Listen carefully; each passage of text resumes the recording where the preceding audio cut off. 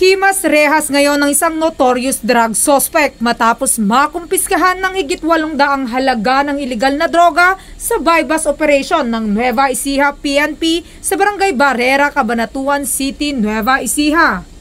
Ayon sa inilabas na ulat ng Cabanatuan City PNP, ang naarestong suspect ay isang construction worker, 48 anyos at residente ng Barangay Daan Sarile, Cabanatuan City, Nueva Ecija. Dagdag pa dito ay nabulaga ng Nueva Ecija PNP ang kalabosong suspect na kung saan tinatayang 822,800 halaga ng shabu ang nakumpiska dito sa nasabing operasyon. Pinangunahan ito ni Police Lieutenant Colonel Warley C. Bitog, Chief of Police ng Cabanatuan City Police Station.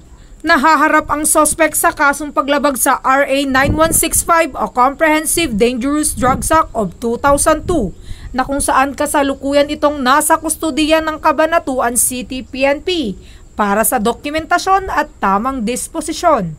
Dahil sa matagumpay na operasyon ng Nueva Ecija PNP ay kanilang nabawasan ng talamak na pagbebenta ng iligal na droga sa kanilang probinsya. Mula dito sa gitnang Luzon, ang inyong PNN correspondent, Police Corporal Giselle V. Rivera, alagad ng batas, tagataguyod ng Balitang Pulis.